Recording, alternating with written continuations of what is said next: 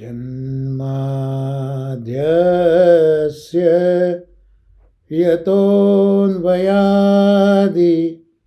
तरतश्चार्थेष्वभिज्ञ स्वराट् तेने ब्रह्महृदाय आदिकवये मुह्यन्ति यत् सूरयः तेजो वारी मृदां यथा विनिमयो यत्र त्रिसर्गो मृषा धाम्ना स्वेन सदा निरस्तकुहकं सत्यं परं धीमहि धर्मः प्रोजित कैतवोऽत्र परमो निर्मत्सराणां सतां वेद्यं वास्तवमत्र वस्तु शिवदं तापत्रयोन्मूलनं श्रीमद्भागवते महामुनिकृते किं वा परैरीश्वर सद्यो हृद्यवरुध्यतेऽत्र कृतिभिः शुश्रूषुभिः तत्क्षणात् निगमकल्पतरोर्गलितं फलं सुखमुखादमृतद्रव संयुतं पिबत भागवतं रसमालयं मुहुरहो रसिका ભુવિ ભાવુકા. આજે શ્રીમદ ભાગવતજી અને પુરુષોત્તમ સહસ્ત્રનામ સ્તોત્ર એના સત્સંગનો દિવસ છે. આજે જે હું સત્સંગ અત્યારના રેકોર્ડ કરી રહ્યો છું એ દિવસ માક્ષર વદ એકમ અને વ્રજ પ્રમાણે જોવા જઈએ તો પોષ વદ એકમ. આ એટલા માટે હું સ્મરણ કરું છું કે આજે પરમ પૂજ્ય ગોસ્વામી તિલકાય શ્રી નિત્યલીલાસ્ત દાઉજી બાબાનો આજે ઉત્સવ છે એટલે એમનું સહજ સ્મરણ આજે થઈ આવે છે. અદ્ભુત બાળક હતા અને શ્રીનાથજી બાવાને ગુપ્ત રીતે જે લાડ લડાવતા હતા, પોતાની બધી સંપત્તિ શ્રીનાથજી બાવાના ચરણોમાં ધરી દીધી હતી. એક અદ્ભુત સ્વરૂપ હતું, ઝાંખી કરી છે, એમનું સહજ સ્મરણ થઈ આવ્યું. તો આપણે આપણા સત્સંગમાં આગળ વધીએ, દંડવત પ્રણામ નિવેદિત કરીએ સ્મરણ કરીને આ તિલકાશ્રીને. અત્યારના શ્રીમદ ભાગવતમાં શ્રી વલ્લભના અનુગ્રહથી અને પૂજ્ય દાદાજી તથા પરમ શ્રદ્ધેય પૂજ્ય શાસ્ત્રીજીના આશીર્વાદ અને પરમ ભગવદીય શ્રી કીર્તનભાઈ શાસ્ત્રીજીની કાનીથી આપણે શ્રીમદ ભાગવતના પ્રથમ સ્કંધના 6ઠ્ઠા અધ્યાયમાં પ્રવેશ કરી શક્યા છે. ગયા સત્સંગમાં પ્રથમ સ્કંદનો 6ઠ્ઠો અધ્યાય એનો 16મો શ્લોક આપણે જોયેલો હતો. એટલે જો આપણે એને સ્મરી લઈએ તો નારદજી પોતે વ્યાસ મહર્ષિજીને પોતાના જીવનની જે કથા છે તે વર્ણવી રહ્યા છે. 5 વર્ષના બાળક ઉપર પરમહંસોએ કરેલી જે કૃપા, એના દ્વારા પ્રભુ એમને આપેલું દાન ભક્તિનું, એ બધું આપણે આગલા શ્લોકોમાં જોયું છે. હવે વ્યાસ મહર્ષિજીએ પૂછ્યું હતું કે પેલા પરમહંસો ગયા પછી તમે શું કર્યું. એટલે એ પોતાના જીવનનો એક બીજો પહેલું એની કહેવાની શરૂઆત નારદજીએ કરી હતી કે એમની માના એકના એક પુત્ર હતા અને મા પોતે પરતંત્ર હતી. એટલે એમને બધું છોડીને જવું હતું નારદજીએ, પણ મા જ્યાં સુધી હોય ત્યાં સુધી છોડાય કઈ રીતે. એટલે વાલસોઈ મા પાસે રહેતા હતા અને એક વખત પ્રસંગ એવો બન્યો કે મા એ ગાય ધોવા માટે રાત્રિના સમયે જતા હતા. રસ્તામાં કંઈક સાપ કચરાયો હશે, એટલે દૂધ દોતી વખતે એ પેલો સાપ આવ્યો અને નારદજીના માને કરડ્યો. નારદજી આ ઘટનાને પણ ભગવદ કૃપા તરીકે સ્વીકારી લે છે. 5 વર્ષના બાળકને બીજું કંઈ જ્ઞાન હતું નહીં, પણ ઉત્તર દિશા એ શાંતિ દેનારી દિશા છે એ હિસાબે એ ચાલવા લાગ્યા ઉત્તર દિશામાં. ત્યાં આપણે આગળ વધતા વધતા આપણે જોયું હતું કે રસ્તાની અંદર મોટા મોટા શહેરો આવ્યા, નગરો આવ્યા, બધા અગ્નિહોત્ર કરતા હતા તે બ્રાહ્મણોના ઘરો પણ આવ્યા, ભયંકર જંગલો આવ્યા, રાની પશુઓ પણ આવ્યા. પણ બધાથી એ ડર્યા વગર કે સુખ સમૃદ્ધિથી લોભાયા વગર એ આગળ વધ્યા જ કરતા હતા. બહુ લાંબા અંતર કાપ્યા પછી એ થાક્યા, એમને તરસ લાગી અને ભૂખ લાગી. એટલે ત્યાં નજીકમાં એક નદી હતી, પીપળાનું વૃક્ષ હતું. ત્યાં એમને સ્નાન કર્યું, પાન કર્યું, પીપળાના વૃક્ષને અઢેલીને બેસી અને જે પ્રભુને હૃદયમાં પધરાવ્યા હતા તે પ્રભુનું એ ચિંતન અને સ્મરણ કરવા લાગ્યા. હવે આગળ આપણે જોઈએ તો 17મો શ્લોક જોઈએ. નારદજી સ્વસ્તિક આસનમાં બિરાજ્યા હતા અને આ બધું સ્મરણ કરી રહ્યા હતા. 17મો શ્લોક આપણે પ્રથમ સ્કંદ 6ઠ્ઠો અધ્યાય 17મો શ્લોક આપણે જોઈએ. ધ્યાયત ચરણાંબોજમ ભાવ નિર્જીત ચેતસા ઔત્કંઠયાશ્રુકલાક્ષસ્ય યદ્યાસિન્મે શનૈર હરિ. 17મા શ્લોકમાં આપણે આપણા ક્રમ પ્રમાણે સંધિ વિચ્છેદ જોઈએ તો પ્રથમ શબ્દ ધ્યાયતસ ચરણામ ભોજમ, તો ત્યાં સંધિ છૂટી પડશે ધ્યાયત ચરણ વત્તા અંબોજમ. ત્યાર પછી બીજી પંક્તિમાં શરૂઆતમાં જ ઔત્કંઠ્યા શુકલાક્ષસ્ય, ત્યાં જે સંધિ છૂટી પડશે ત્યાં ઔત્કંઠ્ય વત્તા અશ્રુ કલાક્ષસ્ય આવી સંધિ છૂટી પડશે. અને એ જ બીજી પંક્તિમાં યદ્યાસિન્મે એ શબ્દની સંધિમાં રુધિ વત્તા આસિત વત્તા મે, અને છેલ્લો શબ્દ શનૈર હરિહિ, ત્યાં શનૈહિ વત્તા હરિહિ. આ સંધિ વિચ્છેદ જોયો. હવે દાદાજીએ જે અન્વયાર્થ કર્યો છે તે આપણે જોઈ લઈએ. તો ભાવ નિર્જીત ચેતસા એટલે ભક્તિભાવથી વશ કરેલા ચિત્તથી. ચરણ અંબોજમ એટલે ચરણ કમળનું.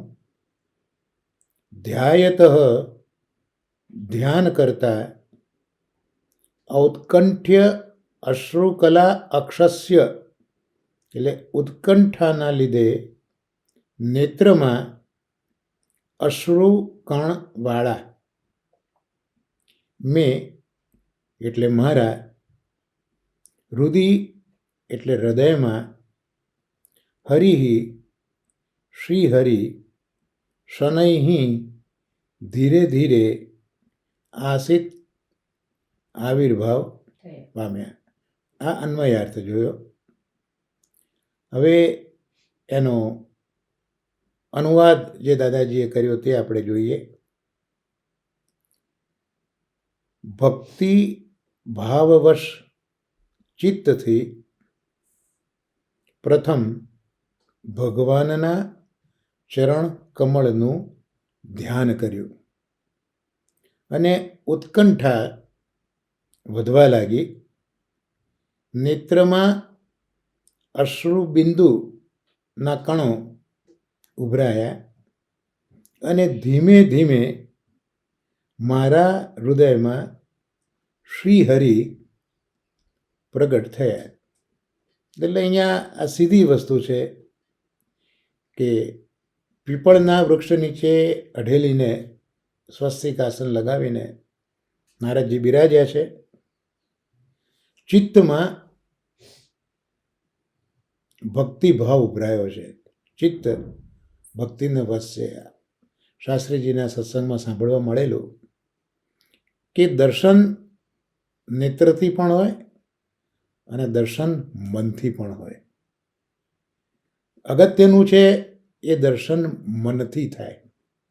તો એ મનથી દર્શન કઈ રીતે થાય? તો શાસ્ત્રીજીએ ઉદાહરણ આપ્યું કે હૃદયની અંદર ભાવ ઉભરાય, ભાવ ઉમટે. તો શાસ્ત્રીજી વધારે સમજાવવા માટે દ્રષ્ટાંત આપે છે કે ભાઈ ઉભરાય શું? એક તો દૂધ ઉભરાય અને બીજું કઢી ઉભરાય. એટલે ગરમ થાય અને પછી એ ઉભરાય અને વધારે ઉભરાય તો એ બહાર આવી જાય. આ ત્રણ કક્ષા શાસ્ત્રીજીએ બતાવી. એવી રીતે હૃદયમાં જ્યારે ભાવની વૃદ્ધિ થાય ત્યારે આ ચિત્ત, આ મન એ પણ ઉપર આવે. એ ચિત્તની અંદર આખો આ ભાવ ઉભરાયા કરતો હોય. અને એની સ્થિતિ કેવી હોય? એ ભાવની સ્થિતિ કેવી રીતે ખબર પડે? તો નેત્રોમાંથી અશ્રુઓ વહેતા હોય. શાસ્ત્રજી પાછા પૂછે છે કે નેત્રમાંથી અશ્રુ વહેતા હોય તો દર્શન કઈ રીતે થાય? પણ એ વખતે નેત્રો દર્શન નથી કરતા. જે પેલા ભાવના ઉભરાથી મન જે ઉપર આવ્યું છે, મન જે બેસી ગયું છે નેત્રોમાં, એ મન ઠાકોરજીના દર્શન કરી રહ્યું છે. તો મનથી થયેલું દર્શન એ કૃતાર્થ કરનારું છે. પણ થાય ક્યારે? જ્યારે હૃદયમાં પ્રભુ તરફનો ભાવ આવે. એટલે અહીંયા નારદજીના ચિત્તની અંદર ભક્તિભાવ ઉભરાયો છે. ચિત્ત એને વશ થઈ ગયું છે. એટલે જે સ્વરૂપ એમના હૃદયમાં પધરાવેલું એમાં સૌથી પહેલાં ચરણ કમળનું ધ્યાન કર્યું. ધ્યાન પણ કઈ રીતે કરવું એ શ્રીમદ ભાગવતની અંદર ક્રમશઃ ધ્યાન ચરણથી લઈને શ્રીમસ્તક સુધીનું શ્રીમદ ભાગવતમાં ક્રમ બતાવ્યો છે. તો ચરણ કમળનું પહેલાં ધ્યાન કર્યું અને પેલી ઉત્કંઠા વધવા લાગી. આપણે પેલો ઉભરો આવવા લાગ્યો. નેત્રમાં અશ્રુબિંદુ એના કણો ઉભરાયા. આ ભાવ ચરમસીમાએ પહોંચ્યો હતો એનું આ પ્રમાણ. અને એનાથી ધીમે ધીમે ધીમે કરતાં એમના હૃદયની અંદર જ શ્રીહરિ પ્રગટ થઈ ગયા. હવે અહીંયા શ્રીહરિ હૃદયમાં પ્રગટ થયા છે અને આ ધ્યાન કરી રહ્યા છે. આ 17મો શ્લોક આપણે જોયો. હવે 18મો શ્લોક આપણે જોઈએ. પ્રેમાતિભર નિર્મિન્ન પુલકાંગો નિવૃત આનંદ સંપ્લવે લીનો નાપશ્ય મુભયમ મુને. હવે એમાં સંધિ વિચ્છેદ જોઈએ તો પ્રેમાતિ ભર નિર્મિન્ન પુલકાંગો નિવૃત્ત એ આખા શબ્દની સંધિ છૂટી પડશે. પ્રેમ વત્તા અતિભર વત્તા નિર્ભિન્ન વત્તા પુલક વત્તા અંગ વત્તા અતિ નિવૃત્ત. આ લાંબા શબ્દની સંધિ અહીંયા છૂટી પડશે. અને બીજી પંક્તિમાં નાપશ્ય મુભયમ, ન વત્તા અપશ્યમ. આ આપણે સંધિ વિચ્છેદ જોયો. હવે એનો અન્વય દાદાજીએ કરેલો જોઈએ. તો પ્રેમ અતિભર નિર્ભિન્ન પુલક અંગ, એટલે અતિશય પ્રેમ ભાવના ભારથી પુલકિત અંગો વાળા, અતિ નિવૃત્ત અતિ સુખ માણતો, આનંદ સંપ્લવે આનંદ મહાસાગરમાં લીન ડૂબી ગયેલો, મુને હે વ્યાસજી, ઉભયમ મને અને ભગવાનને જુદા ન અપશ્યમ ન જોઈ શક્યો. એટલે ત્યાં અનુવાદમાં જોઈએ તો સીધી વસ્તુ એ છે કે નારદજીમાં અતિશય પ્રેમ ભાવ વધી ગયો છે. પ્રેમ ભાવનો ભાર એટલો બધો થયો કે એમના સમગ્ર શરીરમાં એ પ્રેમ ભાવ એ ફેલાયો. એટલે એમનું અંગ પુલકિત થયું. પ્રત્યેક અંગમાં અતિશય પ્રેમ એ પુલકિત થયો. અતિ નિવૃત્ત, અને એટલે પછી જ્યારે પ્રેમ ભાવ અંગે અંગમાં છવાઈ ગયો છે તો સ્વાભાવિક છે કે નારદજીને હવે અતિ સુખ માણવા લાગ્યા. નારદજીના પ્રત્યેક અંગમાં પ્રેમ ભાવ પુલકિત થવાથી અતિ સુખે માણવા લાગ્યા, અને એ રીતે એ આનંદ મહાસાગરમાં ડૂબી ગયા. અને આનંદ મહાસાગરમાં ડૂબી ગયા વ્યાસજીને સંબોધન કરે છે. હે વ્યાસજી, એ વખતે પરિસ્થિતિ કેવી હતી? તો મને અને ભગવાનને, નારદજી પોતાને અને ભગવાનને જુદા જોઈ શકતા નથી. આ અનુવાદ આવી રીતે અહીંયા કર્યો. એટલે ઠાકોરજીની કૃપા જુઓ કે આ 5 વર્ષનું બાળક એને ભક્તિનું દાન કર્યા પછી એ ભક્તિનો જે ઉભાર નારદજીમાં આવ્યો છે, તો આજે નારદજી એવું અનુભવ કરી રહ્યા છે, મહેસૂસ કરી રહ્યા છે કે હું અને ઠાકોરજી એ એક જ છીએ, જુદા અમે છીએ નહીં.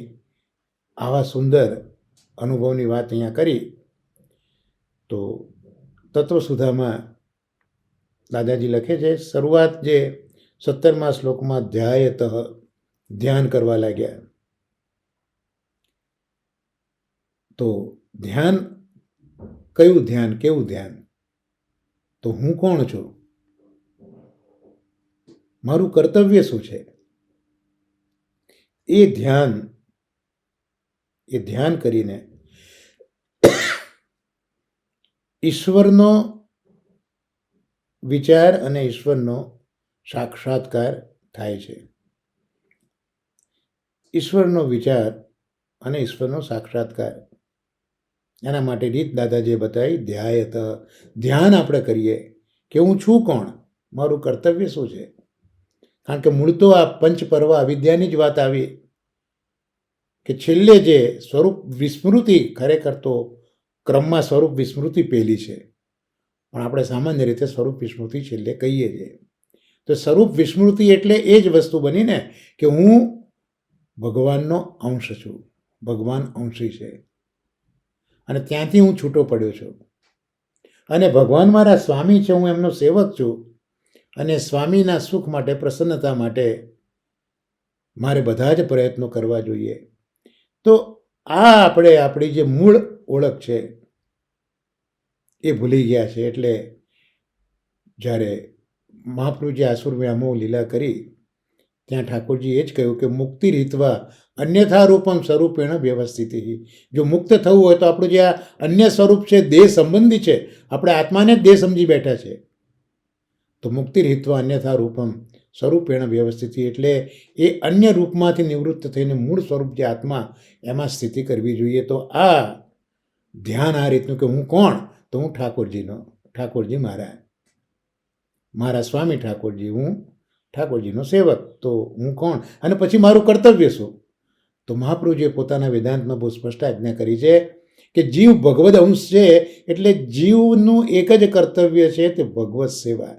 અને એમાંય પુષ્ટિજીવો છે, એના માટે તો મહાપ્રભુજીએ પુષ્ટિ મર્યાદા ગ્રંથમાં આજ્ઞા કરી દીધી કે ભગવદ રૂપ સેવાર્થમ તત્સૃષ્ટિર નાન્યથા ભવે. એટલે આ ધ્યાન આ પ્રકારનું નારદજી કરી રહ્યા છે કે હું કોણ, મારું કર્તવ્ય શું, અને આ ધ્યાનથી જ ઈશ્વરનો વિચાર આવે, આ ધ્યાનથી ઈશ્વરનો સાક્ષાત્કાર થાય.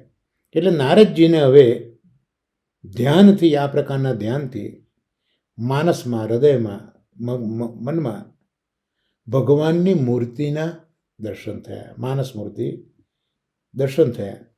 એટલે દર્શન થતાની સાથે જ ભક્તિનો ઉદ્રેક થયો, ભક્તિ એકદમ બધી ઉભરો આવવા માંડ્યો.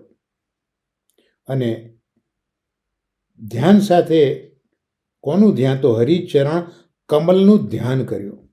એટલે ધ્યાન પહેલાં ઈશ્વરનો વિચાર, ઈશ્વરનો સાક્ષાત્કાર થાય એટલા માટે કર્યું. તો ધ્યાનની શરૂઆત ક્યાંથી કરી, પ્રભુના ચરણ કમલનું ધ્યાન કર્યું અને ચિત્તને એમાં એકાગ્ર કર્યું. પ્રભુના, આપણે ત્યાં જે અષ્ટાંગ યોગ છે એમાં ધ્યાન ધારણા એ બે છેલ્લા તત્વો છે, પણ ધ્યાન એટલે પ્રત્યેક અંગનું ધ્યાન, અને ધારણા એટલે સમગ્ર સ્વરૂપનું ધ્યાન કરીએ તે ધારણા. તો ચરણ કમલનું પહેલાં ધ્યાન કર્યું, ચિત્ત એકાગ્ર થયું, અને આપણે હમણાં જ વાત કરીએ એમ પેલું દૂધ ઉભરાયું એમ ભક્તિનો જે ઉદ્રેક થયો ને એ દેખાયો આંખોમાં. એટલે આંખોમાંથી અશ્રુનો પ્રવાહ શરૂ થયો, જે ભક્તિનું દ્યોતક છે, ભક્તિનું પ્રમાણ છે. અને પછી શ્રીહરિનું સર્વાંગ મંગલ સુંદર વિગ્રહનું દર્શન હૃદયની અંદર નારદજીએ કર્યું. મનમાં જે માનસ મૂર્તિ કલ્પી હતી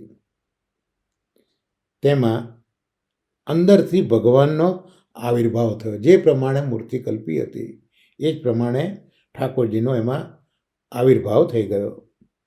એટલે માનસી મૂર્તિ અને ભગવાનની મૂર્તિ એ બંનેનું ઐક્ય થઈ ગયું. જે મનથી વિચારેલું હતું તે જ વસ્તુ અને ઠાકોરજી બંનેનું ઐક્ય થઈ ગયું. સામાન્યતઃ આપણે આની સાથે વિચાર એવો આવે કે જ્યારે આપણે માનસી સેવાની વાત કરીએ છીએ ત્યારે માનસી સેવામાં પણ જે કંઈ આપણે મનથી સેવા કે સેવાના પાત્રો વિચારીએ, ભલે મનથી વિચારીએ પણ લીલામાં તો તે વાસ્તવિક સ્વરૂપે જ બિરાજે છે.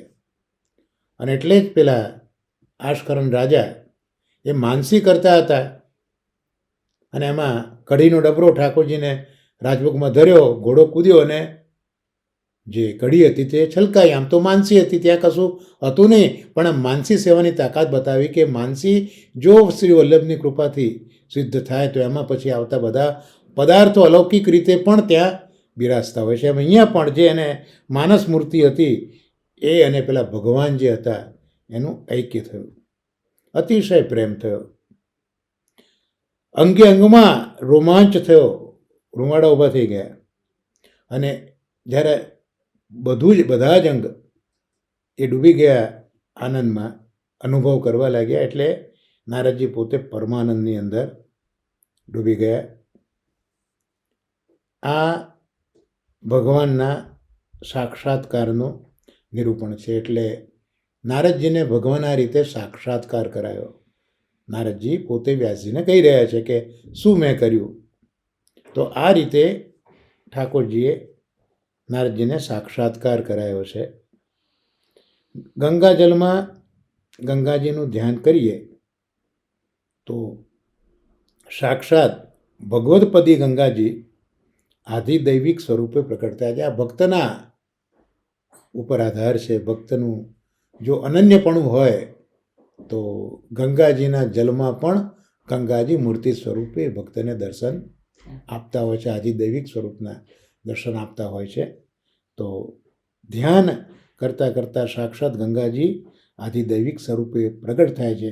ત્યારે જલ તેમાં સમાઈ જાય, પછી ત્યાં જલ ન દેખાય, ગંગાજી જ દેખાય. બધું જ જલ ગંગાજીમાં સમાવિષ્ટ થઈ ગયું. એવી જ રીતે અહીંયા નારદજીએ ભગવત ધ્યાન કર્યું છે. એટલે ભગવત ધ્યાનથી ભગવાન જ સ્વેચ્છાથી ભક્તના હૃદયમાં પ્રગટ થયા અને બિરાજે એટલે જીવનો તેમાં પ્રવેશ થાય. જેમ આધિદૈવિક ગંગાજી પ્રગટ થતાં ગંગાજીનું આધિભૌતિક સ્વરૂપ જલ એ એમાં જ બધું સમાઈ જાય, એવી રીતે અહીંયા પણ જ્યારે ભગવત ધ્યાનથી ભગવાન હૃદયમાં પ્રગટ થયા એટલે જીવનો પણ તેમાં પ્રવેશ થઈ ગયો, જેમ ગંગાના જળનો આધિદૈવિક સ્વરૂપમાં પ્રવેશ થયો. એટલે નારદજી કહે છે ને કે હું અને ઠાકોરજી એમાં કોઈ અભેદ અમને દેખાતો નહોતો. એ પરિસ્થિતિ અહીંયા બતાવી. એ સાયુજ્ય મુક્તિ પામે છે. મુને અહીંયા વ્યાસ મહર્ષિજીને મુનિથી સંબોધન કરે છે કે હે મુને, આવું બન્યું. એટલે મુનિ કહીને પોતે જે આ વાત કરી, પોતાનો અનુભવ છે એનું અનુમોદન માગ્યું કે આ હું કહી રહ્યો છું તે તમને યોગ્ય લાગે છે ને, બરોબર છે ને? કારણ કે મુનિઓને જ આવા અનુભવો થતા હોય છે. આવા અનુભવો બધે ન કહેવાય. જેમ વલ્લભ સાખીમાં કહ્યું છે ને, વલ્લભ નામ અમોલ હૈ જહાં તહાં મત લે. અને હરિરાયચરણો પણ કહે છે કે પ્રગટ કિયે રસ જાય. તો આ બધી વસ્તુના જે અધિકારી હોય તેની આગળ જ આ બધી વસ્તુઓ કહેવાય તો તમને અનુમોદન મળે. જેને ખબર જ ના હોય કે આ બધા અનુભવો શું છે, એની આગળ તમે અનુભવની વાત કરો તો કદાચ હાસ્યાસ્પદ પણ ઠરી જાઓ. એટલે અહીંયા વ્યાસજીને મુનિ કહેવાનું કારણ દાદાજી ખૂબ સુંદર સમજાવે છે કે વ્યાસજીને પણ આ પ્રકારનો અનુભવ છે. અને એ પ્રકારના અનુભવના અનુભવી વ્યાસ મહર્ષિજી હવે આ નારદજીને વાતના અનુમોદન કરશે. માટે નારદજી અહીંયા મુનિ શબ્દથી વ્યાસજીને સંબોધન કર્યું છે. તો આ આપણો 17મો ને 18મો શ્લોક પ્રથમ સ્કંદના 6ઠ્ઠા અધ્યાયનો થયો. હવે આપણે આગળ વધીશું. 19મો શ્લોક અને 20મી શ્લોક એની પણ સંગતિ છે. જેમ 17-18 શ્લોકની સંગતિ હતી તેવી રીતે આ 19 અને 20મા શ્લોકની પણ સંગતિ જોઈએ. એમાં 19મો શ્લોક રૂપમ ભગવતો યત્તન મન કાંતમ શુચાપહમ અપશ્યન સહસોત્તસ્તે વૈક્લવ્યા દુર્મના ઇવ. સંધિ વિચ્છેદ આપણે પહેલાં જોઈ લઈએ. તો યત મન કાંતમ, તો યત વત્તા તત વત્તા મન.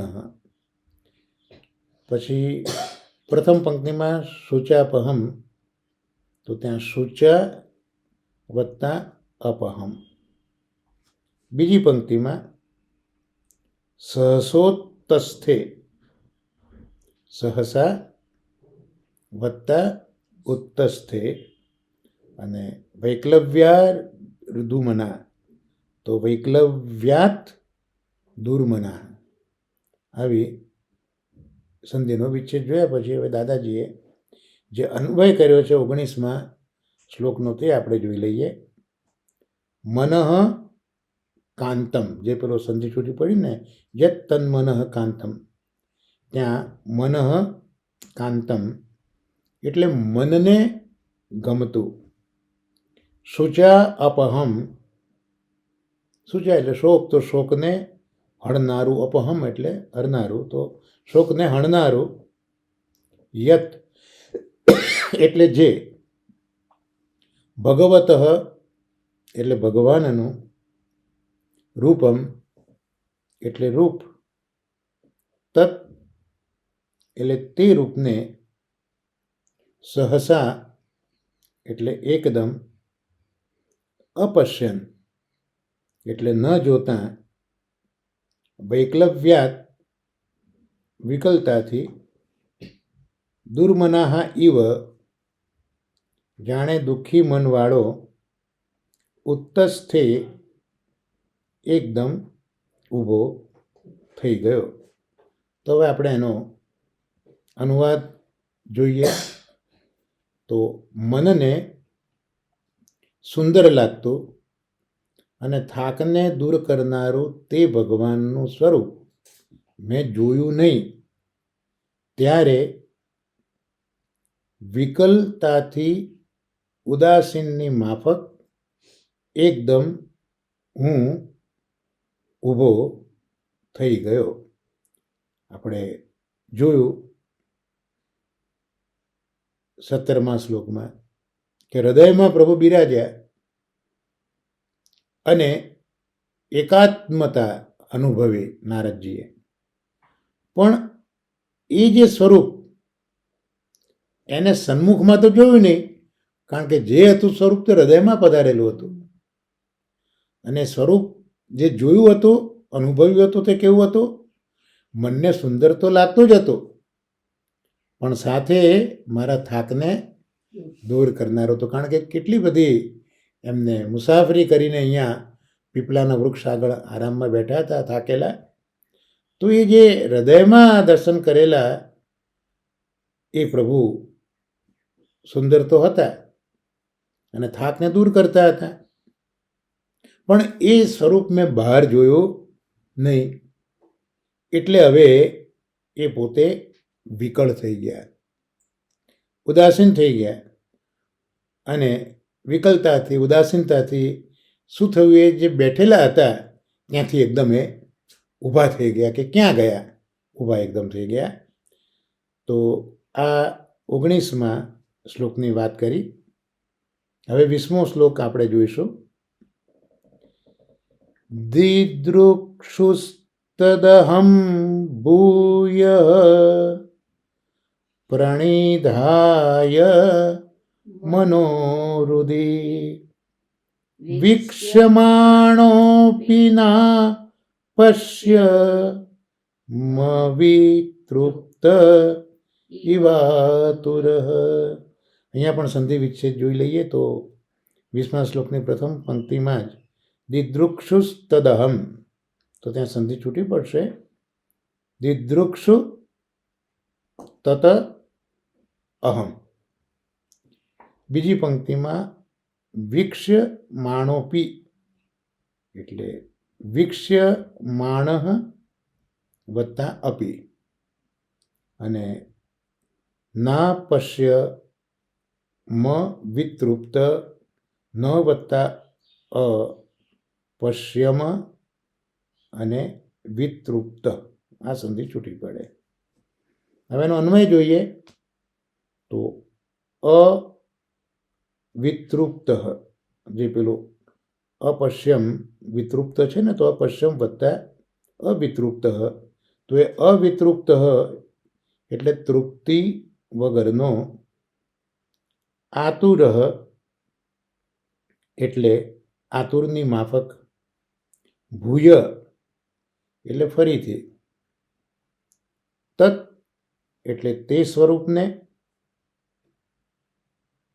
દિદૃક્ષુ જોવાની ઈચ્છાવાળો, અહમ એટલે હું, હૃદિ એટલે હૃદયમાં, મનઃ મનને, પ્રણિધાય સ્થિર કરીને, વીક્ષમાણ અપી જોતા છતાં, ન અપશ્યમ ન જોઈ શક્યો.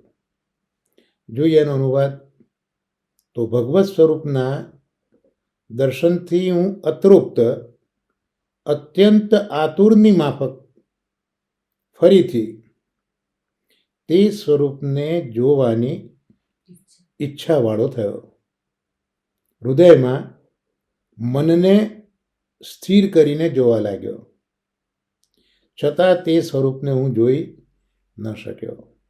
એટલે અહીંયા એ કહેવા માગે છે કે એક વખત હૃદયમાં જે ઝાંખી થઈ એનાથી એમને તૃપ્તિ થઈ નહોતી. કમલ મુખ દેખત કોણ અઘાત, અષ્ટસખાઓ સુવાના પદમાં ગાય છે ને, કમલ મુખ દેખત કોણ અઘાત.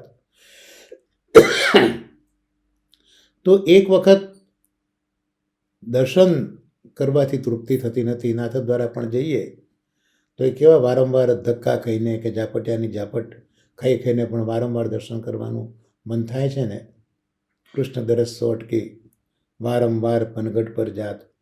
તો આ નારદજીને પણ એક વખત ભગવત સ્વરૂપનું દર્શન થયું, એનાથી એમને તૃપ્તિ નહોતી થઈ, અતૃપ્ત એ થયા અને એકદમ આતુર બની ગયા કે હવે મને ક્યારે આવા દર્શન થશે. એટલે આતુર થઈને એ પોતે એ સ્વરૂપને ફરીથી જોવાની ઈચ્છા કરવા લાગ્યા. આતુરતા એટલી વધી એમની કે ફરીથી આ હું દર્શન કરું, આવી એમની તીવ્ર ઈચ્છા થઈ ગઈ. એટલે પેલા હૃદયમાં દર્શન કર્યા હતા ને, મનથી દર્શન કર્યા હતા. એટલે હૃદયમાં મનને પાછું સ્થિર કર્યું કે પ્રભુ ક્યાં ગયા, ફરીથી દેખાય છે કે નહીં. પ્રયત્ન ફરી કરી જોયો, પેલા ધ્યાન વગેરે કરવાનો. પણ એ એક વખત દર્શન આપીને જે મહારાજ તિરોહિત થઈ ગયા, તે આ નારદજીને ફરીથી દર્શન આપતા નથી. એટલે નારદજી કહે છે કે મેં પ્રયત્ન કર્યો, ઈચ્છા પણ કરી, આતુર પણ થયો, પણ મને એ સ્વરૂપે દર્શન ના આપ્યા, એ સ્વરૂપને હું ફરીથી જોઈ ન શક્યો. હવે આ 1920 શ્લોકના અંતર્ગત દાદાજી શું આજ્ઞા કરે છે તે આપણે જોઈએ. તો આ જે 2 શ્લોક છે એનાથી તિરોધાન દશા, વ્યથા અને પુનઃપ્રાપ્તિ માટેના પ્રયત્નનું અહીંયા નિરૂપણ કર્યું છે. આ 2 શ્લોકમાં બતાવ્યું કે એક વખત ઠાકોરજીએ દર્શન આપ્યા, બીજી વખત તિરોહિત થયા, તો એ તિરોધાન દશા નારદજીની કેવી છે તે આ 2 શ્લોકમાં બતાવ્યું. અને એ દર્શન તિરોહિત થતાં નારદજીને જે વ્યથા થઈ છે તેનું નિરૂપણ કર્યું. અને ત્રીજો, એ વ્યથા આતુરતા એનાથી એમને પુનઃ એ સ્વરૂપની પ્રાપ્તિ માટે પ્રયત્ન કર્યા. તો આ 2 શ્લોકમાં આ 3 વસ્તુનું નિરૂપણ થયેલું આપણે જોઈ શકીએ છીએ. આપણે સંધિમાં જો પ્રથમ 19મા શ્લોકમાં એમાં મનઃ કાંતમ, પ્રથમ પંક્તિમાં મનઃ કાંતમ, તો અહીંયા જે સૌંદર્ય છે મનને ગમતું, મનઃ કાંતમ એટલે મનને ગમતું. તો એ જે સૌંદર્ય છે એ સૌંદર્ય અને રૂપ એમાં શું ફેર? ઠાકોર અહીંયા દાદાજીએ ખૂબ સુંદર સમજાવ્યું છે કે સૌંદર્ય અને રૂપ એનું તારતમ્ય શું, બહુ સુંદર સમજાવ્યું છે આ મનઃકાંતમ શબ્દમાં. કે સૌંદર્ય એ હૃદયથી અવલોકાય, સૌંદર્યનું અવલોકન હૃદય કરે, અને રૂપ એ ચક્ષુથી દેખાય. ખૂબ અદ્ભુત વાત કરી છે દાદાજીએ કે સૌંદર્યની પરખ એ હૃદયથી થાય અને રૂપની પરખ એ ચક્ષુથી થાય. એટલે રૂપ અને સૌંદર્યમાં બહુ મોટો ભેદ છે.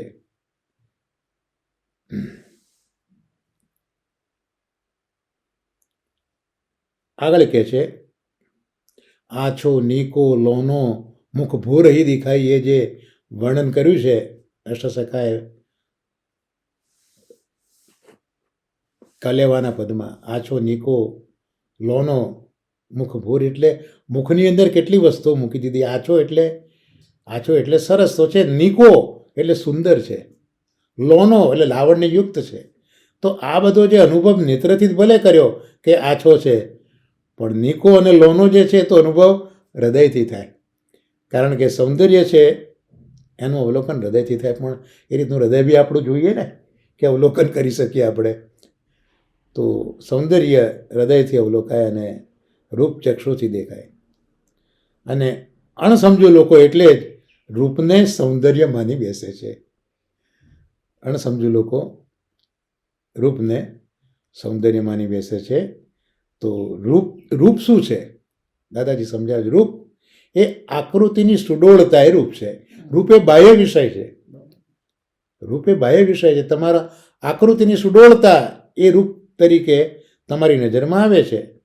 અને સૌંદર્ય એ તો આનંદનો આનંદ રસનો સમુદ્ર છે. ખૂબ સુંદર ડિફરન્સ દાદાજીએ સમજાયો છે કે રૂપ એ આકૃતિની સુડોળતા છે અને સૌંદર્ય એ આનંદનો રસાબ્ધિ છે. એટલે ભગવત સ્વરૂપ ધ્યાનથી, ભગવત સ્વરૂપનું ધ્યાન કરીએ તો એનાથી શોક સર્વથા દૂર થાય છે. એટલે જે સૌંદર્ય છે એ હંમેશા શોકને દૂર કરે છે. એકવાર દર્શન થયા, દર્શન તિરોધાન થયા, નારદજી હવે અકળાયા, વિકલ થયા. વિકલ થઈને તરત ઊભા થઈ ગયા. આપણી પણ આ જ સિચ્યુએશન હોય છે કે જ્યારે અકળાઈ જઈએ ત્યારે બેઠેલા આપણે એકદમ ઊભા થઈ જતા હોઈએ છીએ, બહુ આતુર બની જતા હોઈએ છીએ. કોઈક વસ્તુ આપણા હાથમાંથી જતી રહી હોય એના જેવી આ પરિસ્થિતિ છે. નારદજી અકળાયા, ઊભા થઈ ગયા અને પેલા સ્વરૂપને શોધવા લાગ્યા. ક્યાં ગયું એ સ્વરૂપ, ક્યાં ગયું? ક્ષણભર લાગ્યું કે ભગવાન પ્રગટ તો થયા. જોવાનો પ્રયત્ન કર્યો પણ સફળતા ન મળી.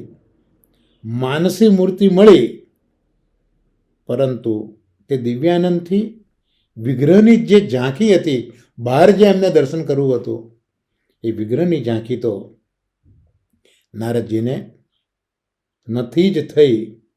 આમ આ 19 અને 20 શ્લોક એમાં આપણે અવગાહન કર્યું.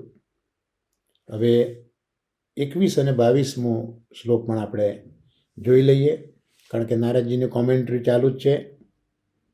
એવં યતંતમ વિજને મામાહા ગોચરો ગિરમ ગંભીર લક્ષ્ણયા વાચા શુચ પ્રશમયનિવ.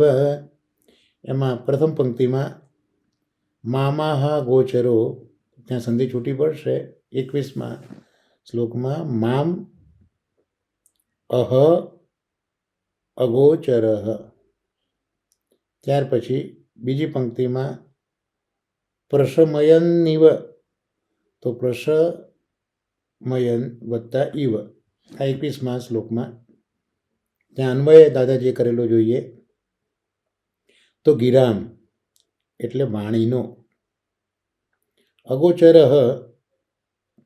અગોચર અવિષય, ગંભીર શ્લક્ષણયા ગંભીર તથા મધુર વાચા વાણીથી,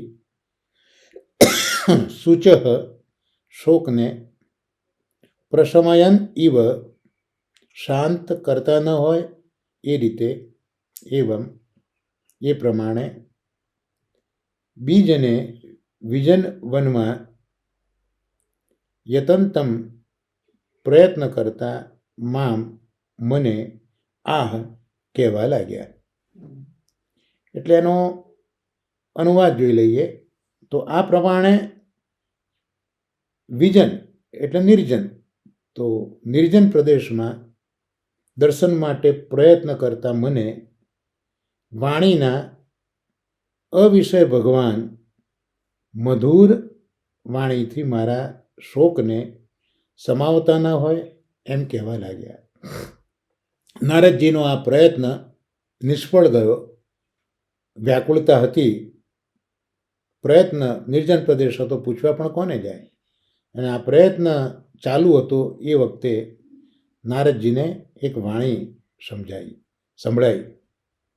એ વાણી એ અવિષય છે. વાણી એ વિષય ન બની શકે, તો એ વાણીના અવિષય એવા ભગવાનની વાણી સમજાઈ છે. એ વાણી કેવી છે? મધુર વાણી છે. અને મને કંઈક કહેવા લાગ્યા, પણ જે કહેતા હતા એમાં મને એવું લાગ્યું કે મારો જે શોક હતો, મારી વ્યાકુળતા હતી, મારી આતુરતા હતી, એનું શમન કરતા હોય એવું મને લાગ્યું. એટલે જાણે મારા શોકને સમાવતા ન હોય એવી આ વાણીના અવિષય ભગવાન. વાણીના વિષય ભગવાન એટલે ભગવાનનું વાણીથી વર્ણન થઈ શકતું નથી. યતો વાચો નિવર્તન્તે અપ્રાપ્ય મનસા સ, આ ભગવાન. એટલે વાણીના અવિષય ભગવાનનો અર્થ અહીંયા એ થાય કે આપણી વાણી એ ભગવાનને વર્ણવી શકતી નથી. ને આવા ભગવાનની જે આપણી વાણી એ ભગવાનને નથી વર્ણવી શકતી, એ ભગવાનની વાણી નારદજી સાંભળી રહ્યા છે અને એમને એવું લાગે છે કે મારો શોક છે એનું શમન કરતા એવું મને લાગ્યા.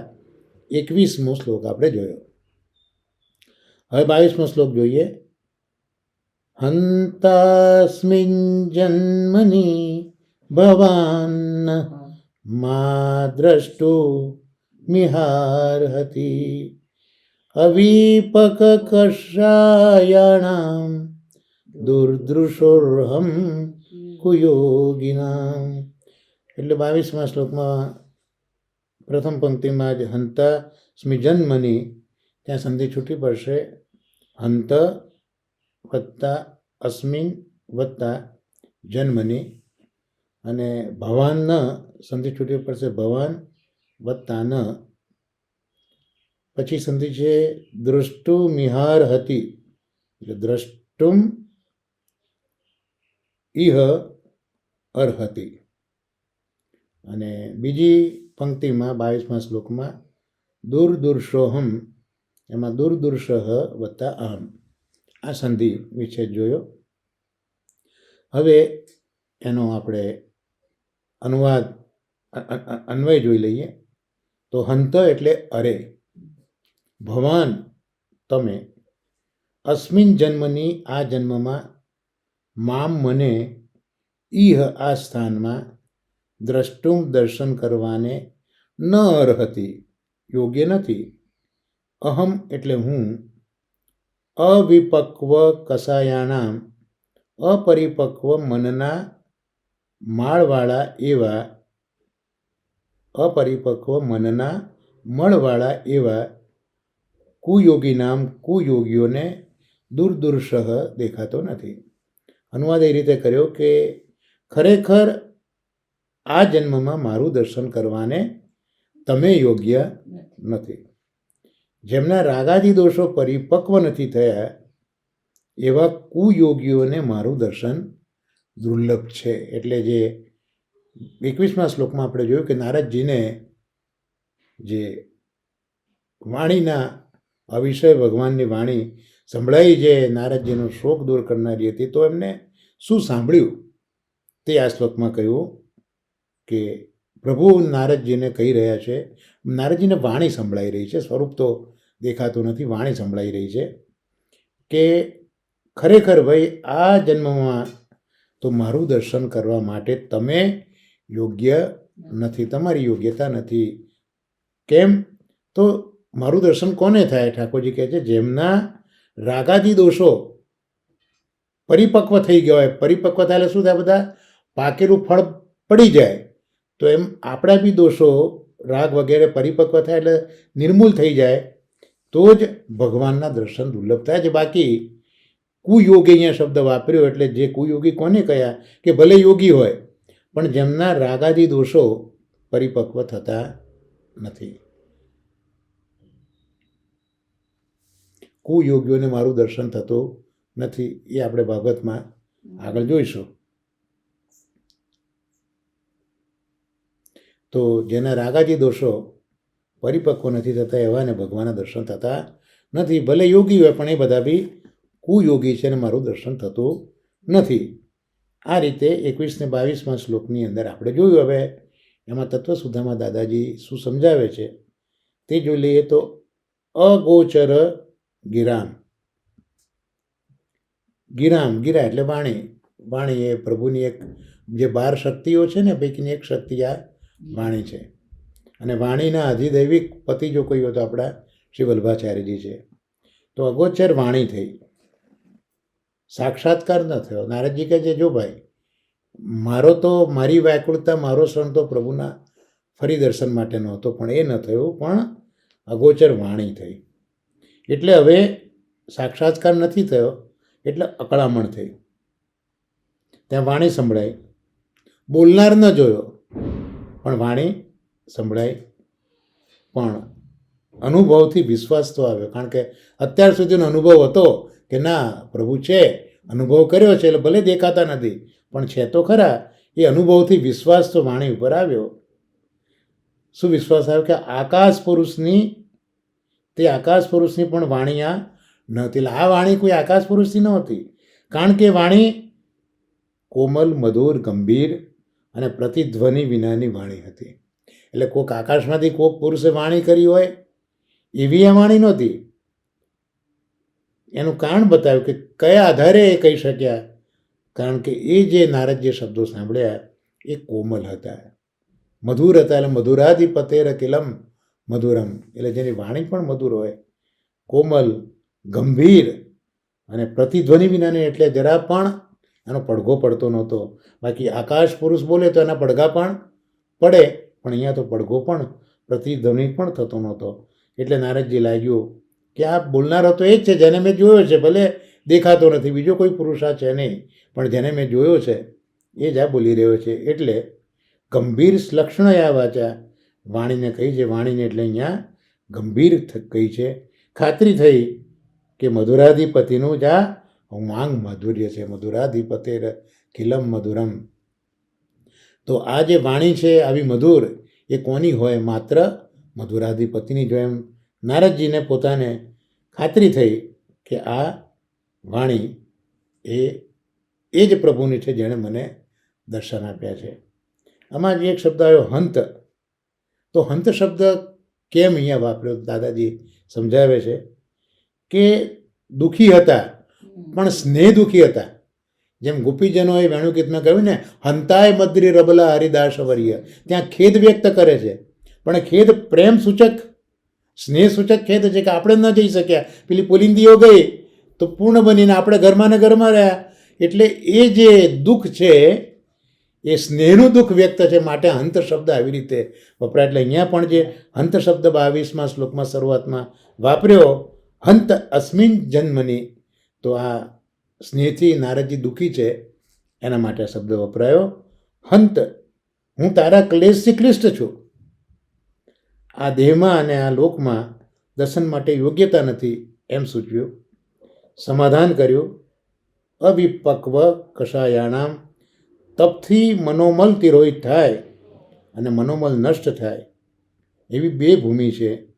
નારદજી તમને ભક્તિ જ્ઞાનના ભાવાવેશથી આ મનોમલ તિરોહિત થયા છે, તેને સિંચન મળતા જાગશે, માટે અનેક પવિત્ર કર્મો કરી તેનો આમૂલ ચૂડ દાહ કરો, પછી હું તમને મળીશ.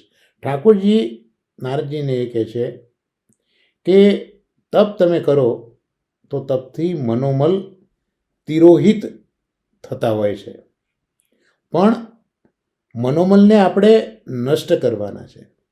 તિરોહિત થયેલા તો પાછા ફરીથી આવી જાય.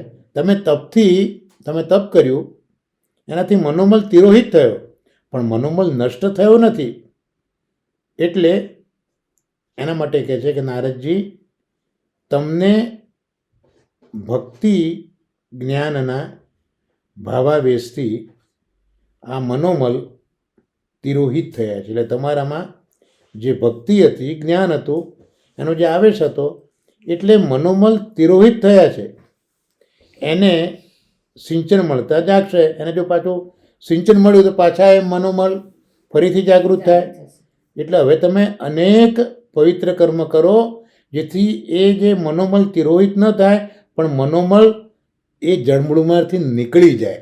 અને એવું થશે ત્યારે હું તમને મળીશ. એટલે અહીંયા બે શબ્દ, મનોમલ તિરોહિત અને મનોમલ નષ્ટ. એટલે નારદજીને સમજાવી દીધું કે તમારા મનોમલ નષ્ટ નથી થયા, તિરોહિત થયા છે. એને બી પાછું જો પોષણ મળ્યું તો પાછા મનોમલ પાછા આવી જશે. એટલે તમે પ્રયત્ન એવો કરો કે એ બધા જળમૂળથી દૂર થાય, ત્યારે તમને મારું દર્શન થશે. તો આ રીતે આજના આપણા સત્સંગને 17, 18, 19, 20, 21, 22 6 શ્લોકો આપણે શ્રી મહાપ્રભુજીના અનુગ્રહથી જોયા છે ભાગવતના અધ્યયનમાં. એટલે ભાગવતના અધ્યયનને અહીંયા આપણે વિરામ આપીએ. અને બીજો જે આપણો ભાગ છે એમાં પુરુષોત્તમ સહસ્ત્રનામ સ્તોત્ર, એનું આપણે અવગાહન કરીશું. તો એમાં આપણે 41મા શ્લોકમાં પંચમલાલજી શ્રી રઘુનાથજીના આશીર્વાદથી પ્રવેશ કરીશું, જે 3જા સ્કંદની કથાનો શ્લોક છે. એ શ્લોક આ પ્રમાણે છે: શુક્લનારાયણ સત્ય કાલધર્મ પ્રવર્તક જ્ઞાનાવતાર શાંતાત્મા કપિલ કાલનાશક. 167મું નામ, 41મો શ્લોક. શુક્લ નારાયણ. આમ તો શુક્લનો અર્થ શ્વેત થાય. અર્થો આપ્યા પંચમલાલજીએ. શુદ્ધ સત્વ ગુણમય નારાયણ એટલે શુક્લ નારાયણનો એક અર્થ આપ્યો કે નારાયણ તો છે જ, પણ એ શુદ્ધ છે અને સત્વ ગુણમય છે. બીજો અર્થ આપ્યો શુક્લ શ્વેત નારાયણ ભગવાન. શુક્લ શ્વેત નારાયણ ભગવાન. જો એ વિવેચનમાં આપે જે આજ્ઞા કરી છે, તો આ જે નામ પ્રગટ કર્યું આપણે જાણીએ છીએ કે ત્રીજા સ્કંદની લીલાના નામો છે. અને ત્યાં હવે અહીંયા સમજાવે છે કે સ્વયંભૂ મનુ, એ સ્વયંભૂ મનુ એમને 2 દીકરા હતા. બ્રહ્માજીના પુત્ર જ છે સ્વયંભૂ મનુ, અને સૃષ્ટિ સર્જનની આજ્ઞા કરી છે તો 2 પુત્ર થયા છે. એકનું નામ પ્રિયવ્રત અને બીજાનું ઉત્તાનપાદ. ઉત્તાનપાદ એટલે ધ્રુવજીના પિતા. તો આ 2 પુત્ર હતા મનુજીને, અને 3 કન્યાઓ હતી, આકુતિ, દેવહૂતિ અને પ્રસૂતિ. આ પૈકી દેવહૂતિજીના લગ્ન કરદમ ઋષિ સાથે થયા છે. બ્રહ્માજીએ તેમને પ્રજાના સર્જનની આજ્ઞા કરી, અને કરદમ ઋષિએ સરસ્વતી નદીના કિનારે 10,000 દેવ વર્ષ સુધી તપ કર્યું છે. સતયુગના 4,000 વર્ષ, ત્રેતાના 3,000, દ્વાપરના 2,000, કલયુગના 1,000. કેટલા થયા? 10,000. તો 10,000 વર્ષ એટલે આખી એક ચતુર્યુગ ચોકડી એ આખી ફરી ગઈ છે, એટલું બધું તપ. અને એવું તો 10,000 વર્ષનું, 10,000 દેવ વર્ષનું તપ કરદમ ઋષિએ કર્યું છે. સતયુગમાં ઋષિએ તપની શરૂઆત કરી, એ પછી તો ત્રેતા ગયો, દ્વાપર ગયો, અને હવે કલિયુગ આવ્યો. અને પુનઃ સતયુગ આવ્યો ત્યારે પ્રભુ પ્રગટ થયા છે. આ પ્રભુ શબ્દ બ્રહ્મરૂપ છે, એટલે શુક્લ નારાયણ સ્વરૂપ છે. બ્રહ્મ શબ્દ બ્રહ્મ પણ છે, જ્યાંથી આ શબ્દોની ઉત્પત્તિ થઈ છે. શબ્દ બ્રહ્મરૂપ શુક્લ નારાયણ સ્વરૂપ છે. શુક્લ એટલે શ્વેત, અને સત્વ ગુણનો રંગ શ્વેત છે. પ્રગટ પ્રભુએ તો રજ સિવાયનું શ્વેતાંબર ધારણ કર્યું છે. પ્રભુએ ભાગવતમાં જુદા જુદા પ્રસંગમાં અંબર ધારણ કર્યા છે, પિતાંબર, પણ દરેક જગ્યાએ જુદા જુદા પ્રકારના જુદા જુદા ભાવથી ધારણ કર્યા છે. અહીંયા રજ વગરનું, કારણ કે સત્વ છે ને, એટલે ત્યાં રજ નથી, એટલે રજ સિવાયનું, અને રજ સિવાય શ્વેતનો રંગ સફેદ છે. આપણે હમણાં જોયું તો એ શ્વેત પિતાંબર ધારણ કર્યું છે, અંબર ધારણ કર્યું છે. અને શ્વેત કમલની માળા પણ ધારણ કરી છે શુક્લનારાયણજીએ. શ્રી હસ્તમાં શ્વેત કમલ છે. ગરુડજીના સ્કંદ ઉપર ચરણ પધરાવીને આકાશમાં આપ ઠાડા છે. કંઠમાં કૌસ્તુભ મણિ છે. વક્ષ સ્થળે શ્રીવત્સ ચિહ્ન છે. મુખ ઉપર મધુર સ્મિત છે. શંખ, ચક્ર, ગદા અને પદ્મધરા છે. આ દ્વારકાધીશજી દેખાય જ છે. મસ્તકે મુકુટ છે. કાને કુંડળ છે. મંદ સ્મિત મનને સ્પર્શે છે, મનને હરી રહ્યું છે. એટલે આ જે ત્રીજા સ્કંદમાં 21મો અધ્યાય અને 35મો શ્લોક, એમાં જે આ પ્રગટ થયેલા પ્રભુ છે એ પ્રભુ શુક્લ નારાયણજી છે, એવું અહીંયા આપણે સમજવાનું છે. અને ત્રીજા સ્કંદના 23મા અધ્યાયની અંદર 23મો શ્લોક એ પ્રમાણે કરદમ દેવહૂતિજીને બિંદુ સરોવરમાં સ્નાન કરી વિમાનમાં બેસવા માટે કહે છે. કરદમ દેવહૂતિજીને સ્નાન કરીને વિમાનમાં બેસવા કહે છે. તો આ સરોવર શુક્લ ભગવાને જ રચ્યું છે, કારણ કે પ્રભુના નેત્રોમાંથી જે પોતાના ભોળા ભક્તને જોઈને અશ્રુઓ આવ્યા છે ભાવના, અને જે સરોવર બન્યું છે એ આ સરોવર શુક્લ ભગવાને રચ્યું છે. આમ શુક્લ નારાયણજીનું નામ અહીંયા પણ આપણને જોવા મળે છે. તો આ સાથે આજનો આપણો ક્રમ અહીંયા સંપન્ન થાય છે. આજનો સત્સંગ નિત્યલીલાસ્થ પૂજ્યપાદ ગોસ્વામી શ્રી દાઉજી બાવાનો ઉત્સવ છે. તો આજનો આ સત્સંગ આપશ્રીના ચરણકમલમાં નિવેદિત કરું છું. અને આ સત્સંગને અહીંયા આપણે વિરામ આપીએ આશ્રયપદના ગાન સાથે.